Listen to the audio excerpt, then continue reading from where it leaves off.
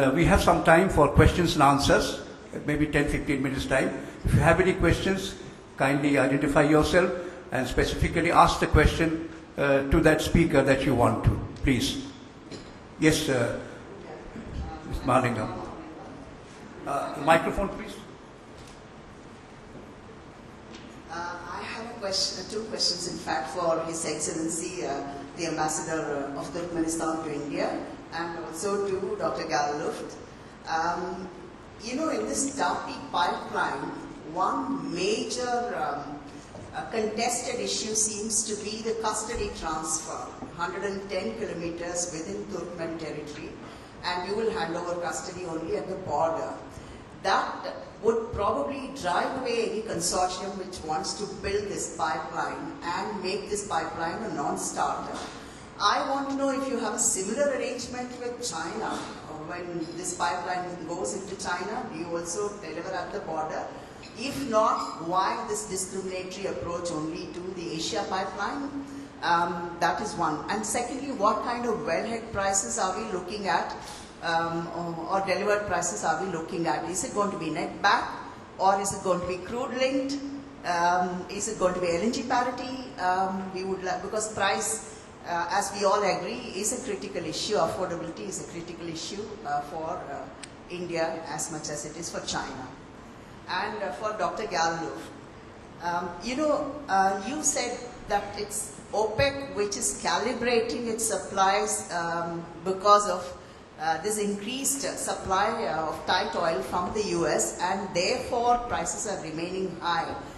We can turn this argument around and say that it is the US energy insecurity which is driven both, not only US, also Canada, North American, which is, sort of impel them to exploit the more difficult reserves, whether it's tight oil or Alberta's tar sands, which cost, according to one estimate, as much as $74 a barrel, as against probably $3-4 a barrel in Saudi Arabia. So actually it is the Americans who have driven out cheap oil from the market, and the prices have gone up and they've stayed up because of that. It's just a comment. It could be looked at both ways. That's what I'm saying. The other thing that I wanted to ask you is, you had said in your presentation that Asian LNG is going to be delinked from crude pricing. On what basis do you see this? Because we see the arbitrage, Asian LNG. Yeah, eventually there will be a convergence of global market price for gas. We haven't seen that happen in the last few years, and in fact, the differentials are so high as to make LNG really a tantalizing option for Asia.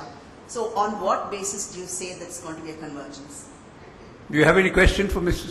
Salik, Mahalingam? You spared him, have you? Okay. Would you, His Excellency, please respond? Let me start with the last one. I think the prices, as far as I know, and I participated in price negotiations, but that constitutes the commercial secret between the countries. But there is one formula that we worked out, and that is the basket of, I believe, oil. I can substitute. Salik knows better than me on that. Actually, we will be dealing with crude. It will be linked with crude. It will be not only one crude, Brent crude and Singapore crude. We will be dealing with that. But this will be having a ceiling price and a floor price. Doesn't mean that if oil price go very high, the gas price will go that high. It will have a ceiling price and also a floor price. Yeah, so it's flexible pricing in terms of depending on this basket. So it is like that. But as for the first one, I probably maybe I didn't get right the question. There's 10 kilometers you're referring. 100. Yeah, this is our national policy. Yes, it is same. Exactly the same. It is national policy that we deliver gas, promise, uninterrupted supply to the border, and where you... What will happen, at the Afghan border, Afghanistan will take over the custody of their own gas, They will take from the pipeline, and they will take over for the gas for Pakistan and India as well. So up to from the Turkmen fields up to the Afghan-Turkmenistan border, this pipeline security and supply security will be ensured by Turkmenistan. The developer, whoever it is, it can be Chevron, ExxonMobil, Shell, Consortium, or whoever it is, they will be responsible for construction, operation, and everything from Turkmenistan, Afghanistan border. So that, this 110 kilometers, it's of course a question for the future because it should be built now. As soon as we're done with all the exploration and development of all gas field that is calculated, it is done now. It's the first phase, I think, is able to deliver gas at 30 BCM at now. And now we're entering the second stage. And in one point of time, we of course got some soft loans from China, then we got our commercial loans from China again. But all these are, linked to the issue of, having these reserves located in different places inside the country. They must be in such a way linked to each other that if anything happens, technological, anything happens in one place, so it should be able to deliver the gas in other places too. So that is why you have the concept of internal circuit, yes, blue ring that we call. So this is the major idea in that sense. And as for the other gas fields that we have, and this is not only the onshore gas fields. And onshore, the policy, national policy is that there is no external players on onshore. Any company who wants to enter the local market in that sense can do only the service contracts. The amounts of the service contracts, as we call it, it is some billions of dollars, tens of billions of dollars. But on the other hand, you have the Caspian Sea shore. Caspian Sea, our economic zone that we have. There are 32 blocks, prospective blocks, and that all of them are open for international bidding and for this, what you call this production sharing agreements. So this is the. I think Dr. Luft has to respond to Smalingam's question. I just want to clarify my position on OPEC, because I think it was you that correctly pointed out yesterday that 70% of the world's reserves are controlled by governments, government entities. So if 75% of the world's conventional crude reserves are controlled by a cartel, in a normal commercial system, you would see this cartel producing roughly 75% of the world's production, right? Well, OPEC produces about a third of the world's production. So the cartel that sits on top of 3/4 of the world's conventional crude reserves is producing only 1/3 of the production. So clearly OPEC is producing way below what its geological or reserve capacity allows it to. And that has driven the price of oil, essentially quadrupled the price of oil within just a decade.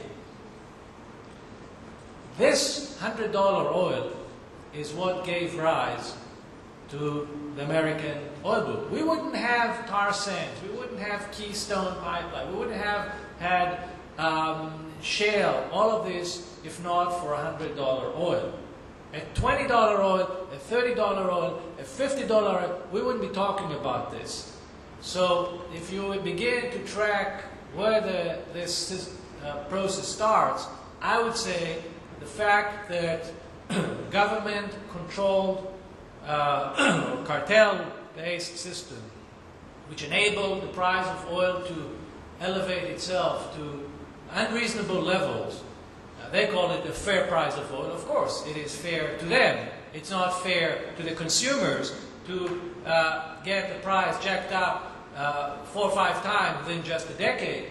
That what gave rise to commercial response and to the wildcatters. Let's not forget that the American shale boom started not because of a government initiative. It was wildcatters with mineral ownership over private land that started this whole thing.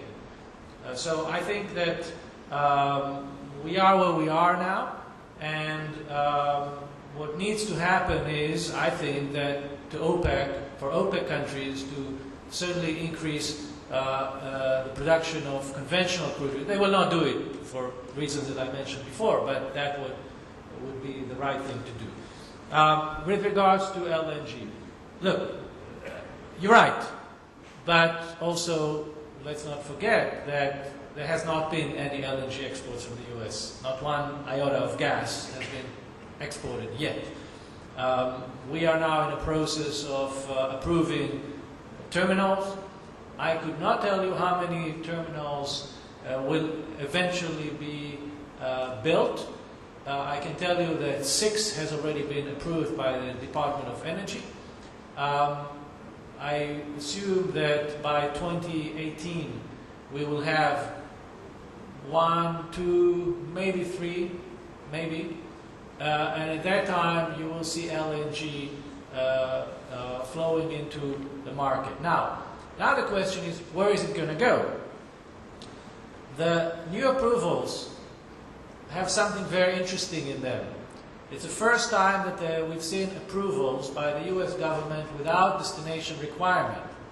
That means that, in theory, the gas could end up anywhere, regardless of where the contract is written and who's the off-taker.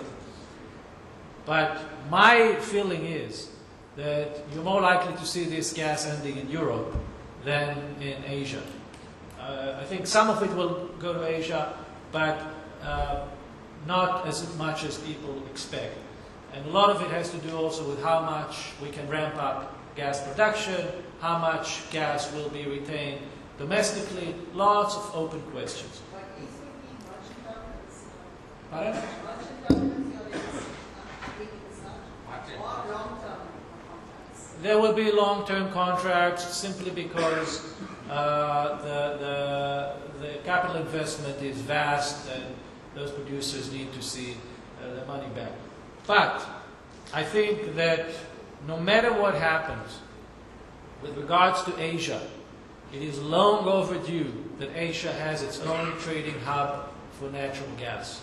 I think to think about such a vast market that has not one trading hub, one spot market for natural gas, that is something unthinkable in my view. I think it is going to happen. I think it will probably happen in Singapore. I believe there will be a second hub down the road in China. But this is up to the various actors in China to establish, in Asia, to establish those trading hubs and become more active players in the pricing of natural gas, rather than sort of putting their hopes on Henry Hub pricing somehow crossing the Pacific to Asia. You know, if you leave it to the Americans to sort of float the Henry Hub price into Asia, I think it may not happen. I think it would be better for Asia to establish its own hub with not only with spot but also with clearing ability. These are not easy things to do, but they are necessary. The volume is there. Now it's more of a contracting and reaching the right architecture for this system to emerge. Happy? Yeah, any more questions, please? Yes, my name is Kayhan Barzigar. I am from Tehran. I'm an academic based in Tehran. My question goes to Dr. Luft, and he mentioned about the less dependency of the U.S. on the Persian Gulf and the Middle East conventional energy. But there's this counter-argument that the issue is not just price or the dependency issue. It is the U.S. supports of its allies in Asia and, of course, East Asia. How would you respond on this and the U.S. Actually engagement with the Persian Gulf energy security and, of course, the policy implications of it on the global equations of the U.S. presence in the Middle East? May come to as a surprise, but I really think that energy is not the key issue behind U.S. presence in or U.S. interest in the Middle East. It is a very complex issue. Why the U.S. is involved in the Middle East, it has its roots in the Cold War. There are other issues, the traditional alliances that the U.S. maintains. One very important issue that we need to keep in mind, United States' main export market is weapons and aerospace. And our biggest customers are the GCC countries. So we like to stay close to our customers. And weapons are even a bigger issue in the mind of it. Nobody likes to acknowledge it, but energy is not, as I said, we don't import much energy from the Persian Gulf. I would even say that the Saudis need us to import their oil. We don't need their oil. They need us to import their oil because that's the deal we have. We get their oil, they buy our weapons. It's a sort of unspoken arrangement. We are there because the architecture of global obligations, the grand strategy of the United States still sees the Middle East as an indispensable area for global economic stability. Just to give you a refresher, the year 1991, when the United States went out to fight to liberate Kuwait from the Iraqi occupation, that year was the year in history in which U.S. dependence on the Persian Gulf was the lowest in history. Only 2% of U.S. oil came from the Persian Gulf at the time.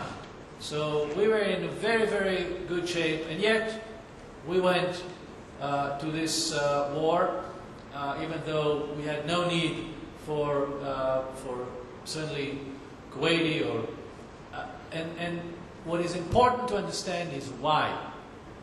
Look, when the war in Libya started in 2011, the rise in oil prices for American consumers were $25 a barrel extra.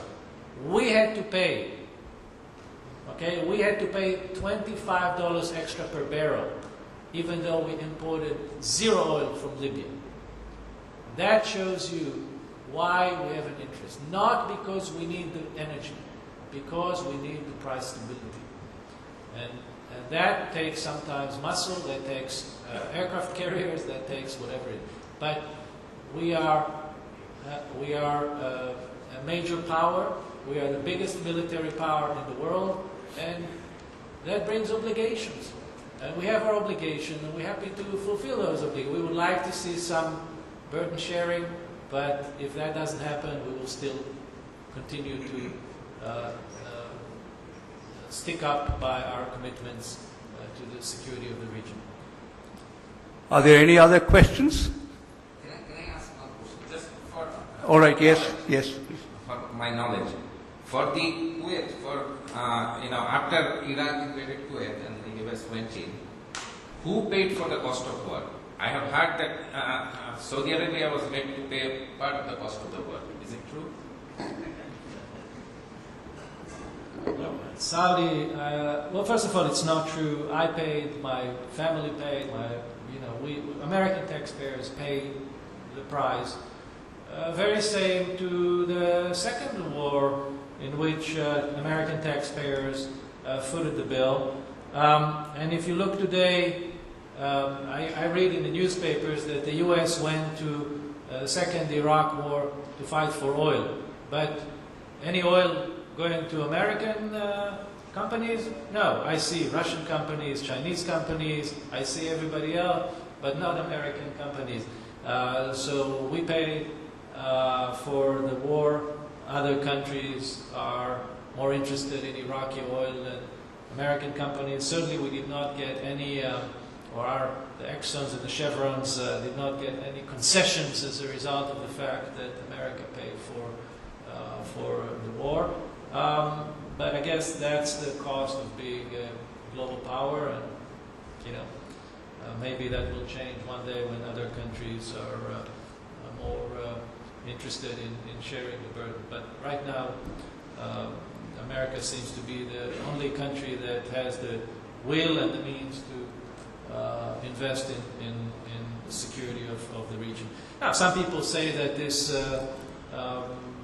does not contribute to security, that's a source of insecurity, it's in the eyes of the beholder, but eventually, if you don't have military option to intervene in cases like 1990 wars or Iran-Iraq war or protection of tankers, then it could really have dire implications. And one thing I want to leave you with, every time that the price of oil has gone out of control, every single time since the end of the Second World War, the result was a global recession.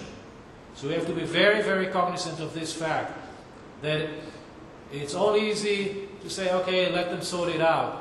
But the problem is, the price of oil goes up, the US goes into a recession, we go into recession, we don't have money to buy Chinese goods, China goes into a recession, the rest of the world goes into recession.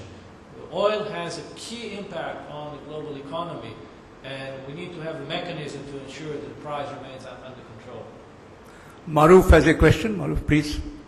I don't really have a question, but actually I want to counter the point that Dr. Gul-Luft has made.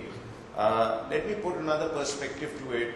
Maybe you call it an Indian or an Asian perspective. The first thing is that in terms of America's involvement in the first Gulf War, 1991, it was argued in the United States that America had gone back to put democracy in Kuwait. Kuwait is still far from democracy 25 years down the line. More importantly, statistics given, and these are available on the internet, America actually ended up making money out of the war instead of spending money. It's a moot point how many American lives were lost in comparison to the lives lost in Iraq. Even going into Afghanistan, you've put in $660 billion, you've put in 10 years of human life and military expeditions. And if your government decides to have adventurous policies and your taxpayers pay for it, it's really up to you to question your government or to justify yourself that you're actually paying for global stability. And in fact, on the contrary, wherever there is instability in the oil-producing world, America is involved there. And so the question to really ask is that, are you providing security or you are entering there on wrong premises? And those premises are leading to conflicts which are unending, whether in Iraq or Afghanistan or now Syria or Libya. And some have argued, and political scientists have often argued, that America actually went into Iraq at the behest of Saudi Arabia to remove the Saddam regime, which was emerging as a counter to the monarchies that dominate the Middle Eastern political spectrum. So I think there are various points of view. I think the central question is, in terms of our summit here, and this is a point that you made yesterday, and I countered that, to say that America's military and political involvement in the oil world or the Gulf countries is not there to provide security for the oil that China and India import.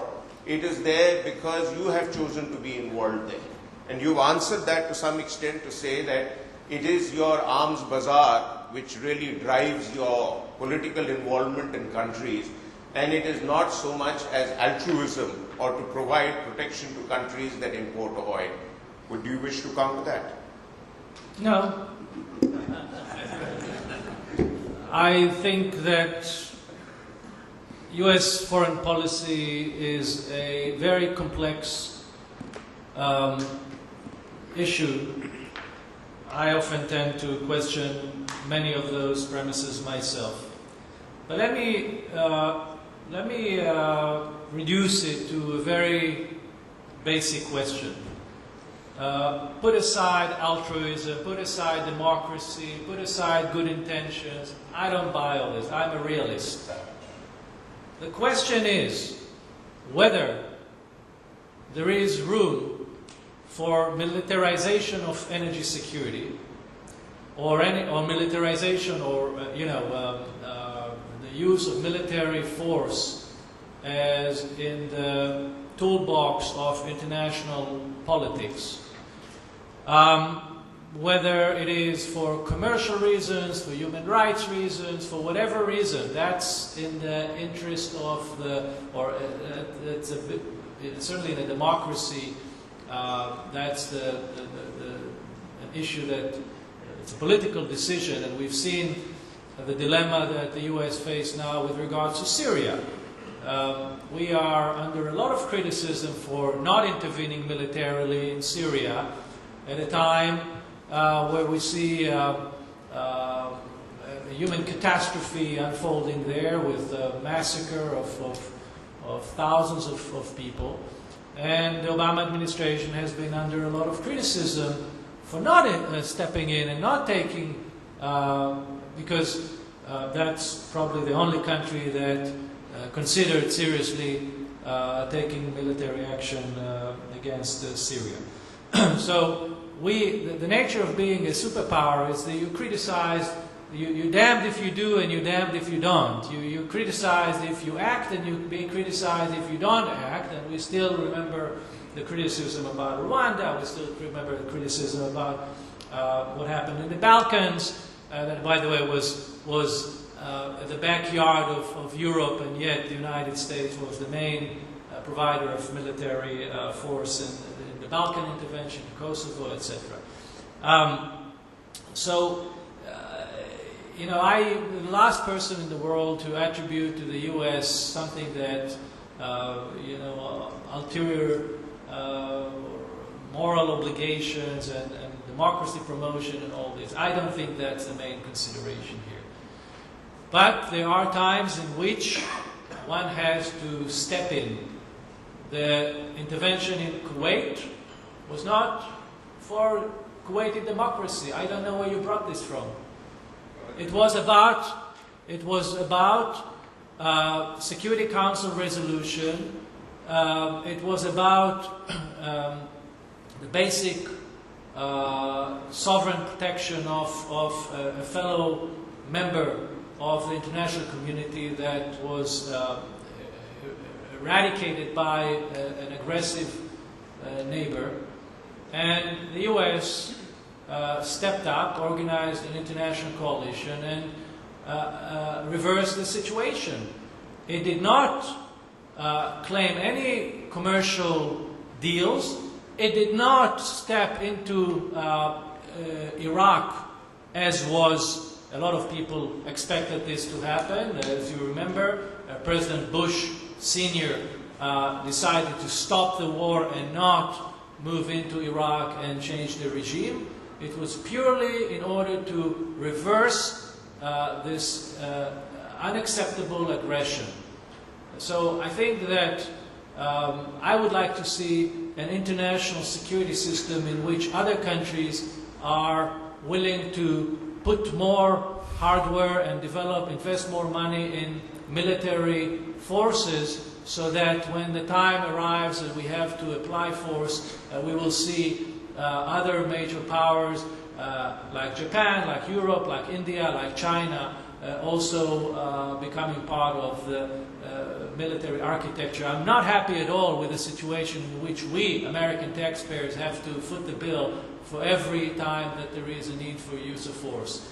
I think that the world is at a point that there are countries with capabilities, and they need to be much more active militarily then sending a platoon of medical aid providers to just symbolic gestures to this operation so that we can say that it's under a UN mandate. In the end, it's about who's willing to create the force projection capabilities that can really make a difference on the ground. That's my position, but I respect your position. I think that whether the U.S. is a force for good in the world or the opposite, it's in the eyes of the beholder. Thank you, Dr. Luf. Yes, Maruf? I won't take up any more time of the audience because it can become a long and lengthy debate, but there are quite a few counters I'd like to discuss with you outside this session. All right.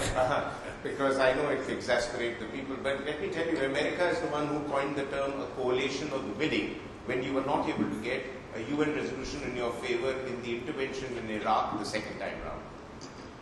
You want the response now? Or No. You No, don't want a look, response? You want the had- response during the tea break, he said. So you had, 100 New Zealanders as part of your force, and another 10, 20 Canadians, and bulk of the forces were American, but you just had all these others who raised hands to say, okay, let's go in and sort out Iraq.